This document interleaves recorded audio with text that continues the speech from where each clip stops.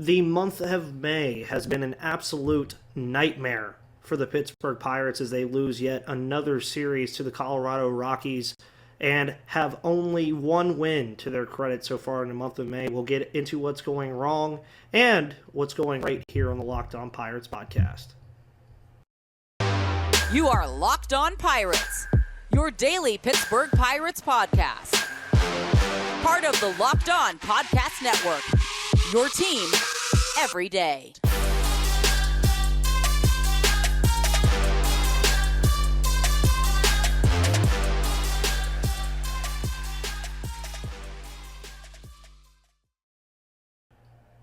Well, when things are going wrong, they are going wrong, folks. Hello, everybody. My name is Ethan Smith of the Locked On Pirates podcast here on the Locked On Podcast Network, where it's your team, your Pittsburgh Pirates, every single day. Please follow us on YouTube. Please follow us on Twitter at Locked On Pirates or at MVP_Ethan. Make sure you follow the podcast on YouTube, Spotify, Odyssey, Google Play, or wherever you get your podcasts. And thank you for making Locked On Pirates your first listen of the day every single day here on the Locked On Podcast Network. It is a complete polar opposite right now of what we are seeing from this Pittsburgh Pirates team, from what we saw in April when this team left the month of April with 20 wins and 9 losses, to now being in the month of May where they have one win to their credit right now. They are 1-9 in their last 10 games, and it's just not going well for the Pittsburgh Pirates at all, as they lose this series to a Colorado Rockies team that just a few weeks ago we saw the Pittsburgh Pirates manhandle this Colorado Rockies team at Coors Field in the middle of that big win streak that they had going. When things were high, the offense was on top of it. The starting pitching staff was one of the best in baseball. The bullpen was coming in and shutting things down. And now you look at what has happened to this team, and this was the first game in the month of May for the Pittsburgh Pirates where they scored more than 2 runs. That is not a recipe for success in today's Major League game. You look at Monday night, obviously we had the show yesterday where we talked about Mitch Keller. You guys enjoyed that a lot. Mitch Keller, of course, had that beautiful complete game shutout against the Colorado Rockies, the first such game that we've seen from a Pittsburgh Pirates starting pitcher since Jameson Taillon. They end the losing streak, and it looks like things are on the come up. Then you get to the point where the Rockies turn the page on the Pittsburgh Pirates after that first series that we saw this year between the teams, and the Pittsburgh Pirates get clobbered in that game. And then today, the Pirates jumped out to an early 3-0 lead. It appeared that the offense was going to kind of fix some of their woes.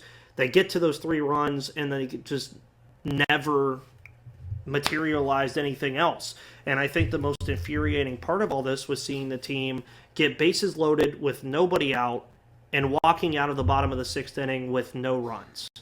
I think that's what you have to go back to as a sticking point to the struggles that this team is currently having. Even if you want to go further, 2nd and 3rd, they're in the bottom of the 9th, and Josh Palacios cannot score. He strikes out to end the game. And it's just a lack thereof of a lot of missed opportunities with runners in scoring position. The offense is just not the same offense that we got to see in April.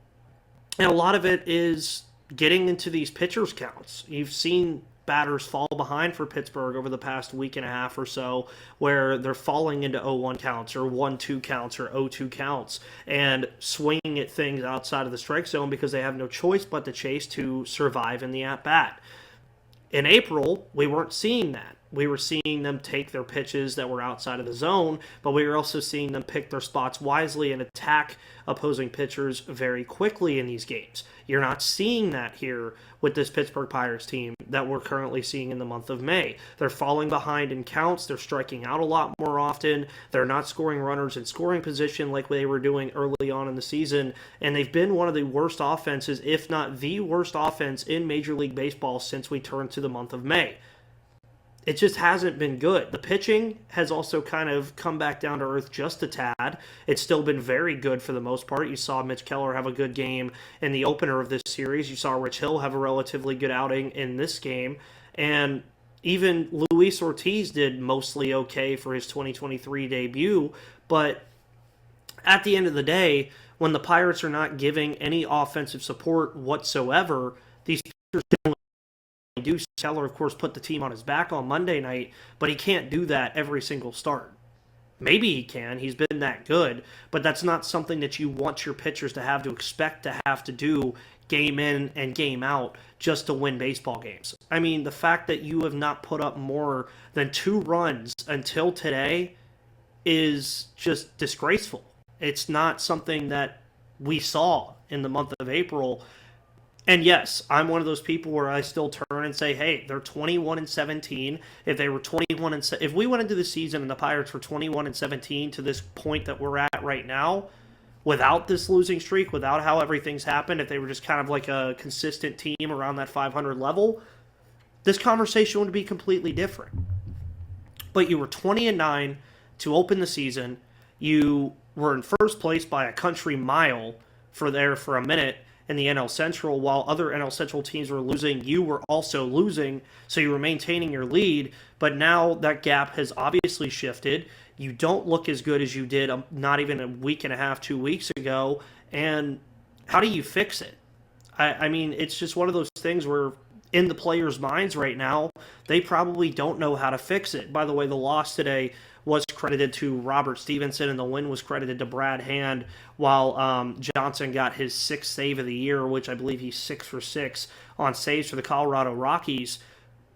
But then you look at the weekend ahead, and you have a Baltimore team that is very good, and you've struggled against the AL East this year outside of that Boston Red Sox series. You got swept by Toronto and swept by the Tampa Bay Rays, so you haven't done it relatively great against the AL East as a whole this year.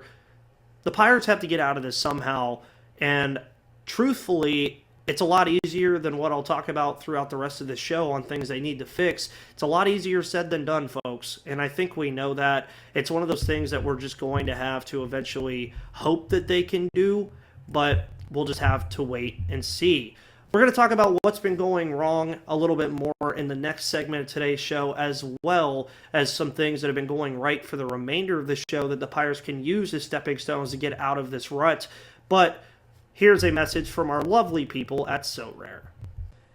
Today's episode of Locked On Pirates is brought to you by the wonderful people over at So Rare. Our new sponsor, So Rare, is a revolutionary fantasy baseball game and marketplace, transforming fans into owners with officially licensed digital cards featuring players from across all 30 MLB teams. Unlike other fantasy baseball platforms, So Rare managers truly own their fantasy experience, collecting, buying, selling, and competing with player cards against global opponents to win epic rewards. Win or lose, you still own your cards, and there's no cost to play. Plus, the more you win, the more you advance, collecting increasingly powerful cards and accessing next-level competitions and rewards. Of course, So Rare recently partnered with MLB All-Stars Juan Soto and Julio Rodriguez to serve as brand ambassadors. Both are featured in So Rare's current brand campaign and will engage with the So Rare community throughout the season at MLB events. MLB game weeks happen twice weekly and span a 3 to 4 day cycle. At the end of game weeks, So Rare MLB managers who rank at or near the top of their leaderboards win a variety of rewards, which can include So Rare scarcity cards, game tickets, merchandise, signed jerseys, and VIP experiences like meeting MLB stars. Prices may vary depending on the competition. Head to SoRare.com/lockedon. That's spelled SORARE.com to draft your team of free player cards, set your lineup, and start competing today to win epic rewards. Again, that's SoRare.com/lockedon to start playing today. And make sure you go check out So Rare and let them know that Locked On Pirates sent you. And welcome back to the Locked On Pirates podcast here, of course, brought to you by So Rare MLB. And throughout the rest of this week, tomorrow we'll be on with Craig Toth, of course, talking prospects and other things. We'll also be talking about the upcoming series against the Baltimore Orioles on Friday. That'll be very fun to talk about as well for the remainder of the week. And then Gary will be back on Monday to talk about the events of this week. And as you guys heard me talk in the first segment, it's just really one of these things with the Pittsburgh Pirates right now where everything is going wrong for them. You're seeing them get into spots that they're not taking advantage of, that they were otherwise taking advantage of early in the season here in April, and it is still relatively early, and that's kind of the expectation that I have right now with this team is that they can bounce back. They can look back at that month of April and see that they are capable, and more than capable, of playing baseball like that again to at least some degree, where the offense is putting up double-digit runs every once in a while, or even just putting up runs and a lot of hits to give their pitchers, who have still been relatively strong, like a Mitch Keller, like a Rich Hill, they've been strong. They've still been playing fine. They're just not getting that offensive run support that we saw in the month of April. And I would rather the Pirates be doing this now in the month of May than be doing this in September if they do indeed have a shot at the division, which right now with the way the division is playing out, you never really know by then, but there's still a ton of baseball to still play there. So what can the Pirates do to get out of this rut? I think that's the biggest thing that you have to ask yourself right now is what can this team do to get out of this spot that they're in? For starters, you got to start putting runs on the board in these key spots. When you have the bases loaded and nobody out, you got to at least get one run. At least one. Now, I don't fault Brian Reynolds for running through the stop sign there trying to get that run, but also you expect the Pirates to put themselves in a better position to score a run in that spot rather than not getting a run at all. And then, of course, as I tweeted out live about it, the Colorado Rockies in the literal next half inning get bases loaded with nobody out and take advantage of it by scoring at least one run, which then leads to them winning the baseball game, ultimately shutting it down in the bottom of the ninth inning. But I think what a lot of people want, and I don't blame anybody for this, but what a lot of people want is they want to see a guy like Endy Rodriguez or a guy like Henry Davis or any of these young stars that we want to see for quite a while come up here and kind of infuse the Pirates lineup with some youth here that can be of help. Henry Davis is playing very good at Double-A Altoona right now. He's hitting a home run, it seems like, almost every other day. Endy Rodriguez is coming off of an injury and still trying to figure things out right now also. But the Pittsburgh Pirates are a team that we have seen two things from already this year. They're a team that can hit the baseball well at times and win games in different ways and also pitch very well with a bullpen, may I add, that has been mostly okay with the likes of Colin Holderman, Robert Stevenson, David Bednar, and Dauri Moreta all making valuable contributions to a bullpen that we thought was going to be doomed after the injury to Harleen Garcia and others like Big Z, Rob Zastrinski. But now we've also seen the Pirates at their worst, where we've seen them barely be able to put up more than 2 runs at all this whole month until today, and the starting pitching has gotten hit a lot against good lineups like Tampa Bay and Toronto, where in that Toronto series, it felt like you were getting up to get a glass of water, and the next thing you knew it was 4-0 Blue Jays. The starting pitching now in this series against Colorado did mostly fine. You saw Luis Ortiz get beat up a little bit, but it was his 2023 debut, and he still has plenty to work on as a very young pitcher. But you saw Mitch Keller pitch a complete game shutout and prove that he's the ace of the staff. And then you saw Rich Hill today go only give up 3 earned runs. So it's one of those things right now where we have seen the top of the line for the Pittsburgh Pirates, and we've seen the bottom of the line from the Pittsburgh Pirates through 39 games. Or 38 games. My apologies. How do they get to that middle point now? When do they get to the point where they can find that middle point? Where, okay, we don't need to get fully back to what we were doing in April, but how do we get back to that point where we were playing really good baseball in the month of April and putting up runs, giving our pitchers run support, and also not making defensive errors, man. The defensive errors have also been a big part of it. They bring up Chris Owings to fix it. He's done fine defensively over at the shortstop position since coming up.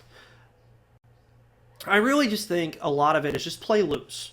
You can tell right now that some of the guys are pretty tense. They're taking pitches they shouldn't be taking. You can even tell from the pitcher standpoint that they're kind of not trusting the offense to give them much run support right now, and just creating outs on the base pass, as I talked about yesterday, you just can't do it, especially not with a lineup that's struggling right now. It's something that you can't do if you're the Pittsburgh Pirates. You just cannot make this happen. It's something where every out to this Pirates team is a valuable out right now with how this offense is playing. It's an offense that's struggling mightily to not only score runs, but just let alone get on base. And then they're getting runners in scoring position by stealing second. Again, completely fine with the aggressiveness on the base paths. But at some point, you cannot be as aggressive on the base paths when your offense is not really giving you much. I mean, over the past week and a half, how many times have we seen a double play from the Pittsburgh Pirates where it was a strikeout and a runner getting thrown out on the base paths? It's stuff that cannot happen. Every out is too valuable in a game to just be handing them out. It's something that the Pittsburgh Pirates cannot have happen. So how do you fix all this? Well, go out there and albeit they haven't proven it to you over the last week and a half, trust your lineup, Derek Shelton. Trust that your lineup is going to go out there and eventually get out of this. Because, I mean, they're hitting well below the Mendoza line as a team right now. They're not creating opportunities for themselves. And when they get into those opportunities, they're just not capitalizing on them whatsoever in any capacity right now. And that's what's losing them games. The pitching's not really losing them games. Hitting the baseball is not losing them games. It's just getting to the point of having a runner on second and third, or having the bases loaded with nobody out, or having even a runner on third with 1 or 2 outs, or as we saw in the bottom of the ninth today, Josh Palacios, who was raking at AAA, has runners on second and third with 2 outs at the end of the game. All he has to do is put the ball in play somewhere for a base hit, and it's over. Ji-Hwan Bae was on second base. You're not throwing Ji-Hwan Bae out at home. And that would have been a major stepping stone for this team, but it just didn't happen. And everything that could go wrong for this team is going wrong. I mean, it was literally like looking into a mirror in the bottom of the 6th going to the top of the 7th. You just saw the Pirates squander, bases loaded, nobody out, and then Robert Stevenson gets to the point where he has bases loaded, nobody out, and you get an immediate base hit from the Rockies. They saw a pitch, they took it immediately past the infield in defensive formation, and that was it. That was all they needed to happen.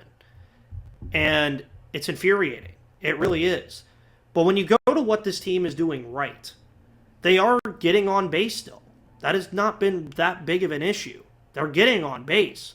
You're seeing Andrew McCutchen still get his walks. You're seeing them still be patient at the plate. You're seeing them get base hits. They're just not getting that second base hit. They're not getting that home run. They're not getting that gapper that scores a guy on the base pass like Ji-Hwan Bae or Tucupita Marcano that's a lot quicker on their feet than the average baseball player. They're not creating the opportunities that they were creating 2 weeks ago. And that is the biggest thing that is killing them right now. So if you want to get out of this rut, keep doing what you're doing at the plate. Put runners on base via the free pass. Get base hits. Hit the occasional home run like we saw from Marcano today, hitting his first home run. Andrew McCutchen hits number 294, so we're officially on home run number 300 watch with Andrew McCutchen at some point. It's one of those things that they were doing in April. If I'm Derek Shelton, if I'm Andy Haynes, if I'm Oscar Marine, if I'm Andrew McCutchen, Carlos Santana, I'm having a meeting together where we just all say, we've done this before, this year. This isn't Andrew McCutchen going into the clubhouse and saying he was doing this in 2013. This isn't Carlos Santana saying he was doing it with the Seattle Mariners last year. This is the veterans and the coaching staff of this team having a meeting and saying, we just were doing this 2 weeks ago. It might seem like an eternity, especially for us, the fans, that have been watching it over the last week or so, but they were doing it 2 weeks ago. Not even a week and a half ago, they were putting up 16 runs in the second game of a doubleheader against the Washington Nationals. They were beating the Los Angeles Dodgers 2 out of 3 games. They swept the LA Dodgers. It's something with this team that they've already seen that they can do. They are capable of fully doing it. It's just getting back to that point. And again, as you guys have heard me speak, and I kind of probably sound like a broken record about it, keep the starting pitching playing the way it is. We've seen kind of a decline a little bit from what we were seeing before with Roansy Contreras and Johan Oviedo. Vince Velasquez is still recovering from his minor right elbow discomfort injury. But Mitch Keller and Rich Hill have been fine. Luis Ortiz, I think, is only going to get better with each start that he gets until Velasquez returns. And then when you're getting runners in scoring position, guys, you got to score them. You have to.